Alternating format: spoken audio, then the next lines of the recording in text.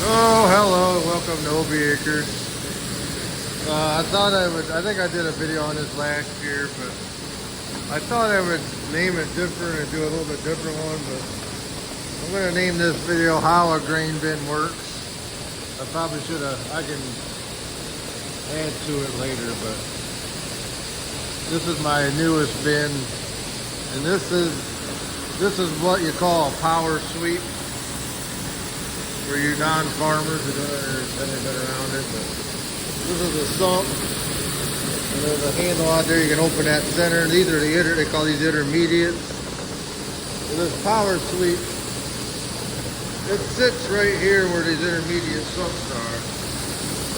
There's a flapper that comes down.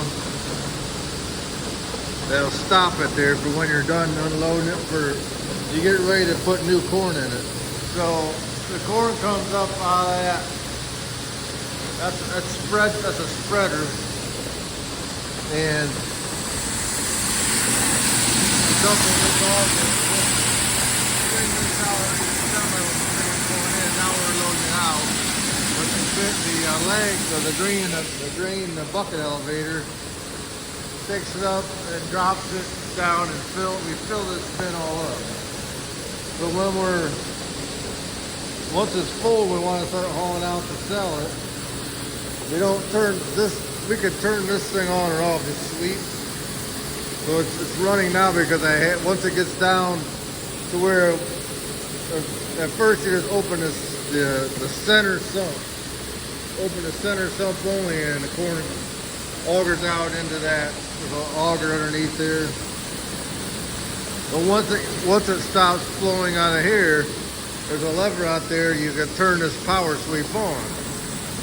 And the power sweeps do work way better than the other sweep I got. The other sweep I have to carry it in the bin. But this little paddle has got a gearbox reduction on the end. And it just feeds it right to the center. It works unbelievable. They're not cheap, but they're worth every penny.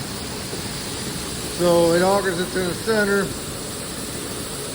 takes it out, and what I'll do is, once this is empty, I'll let this run all the way around one more time, and it'll clean this up, and then I'll just sweep it with a broom, or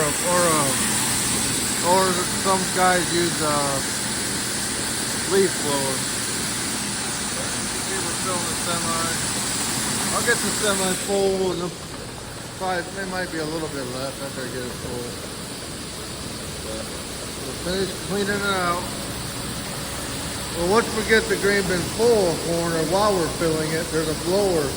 This is a false floor. This is a perforated floor that sits up about a foot. I think it's like 20 inches, or I forget, 16 inches. The floor is right here, the height of this, where these bolts are, that's how high the floor is. So there's a fan over here.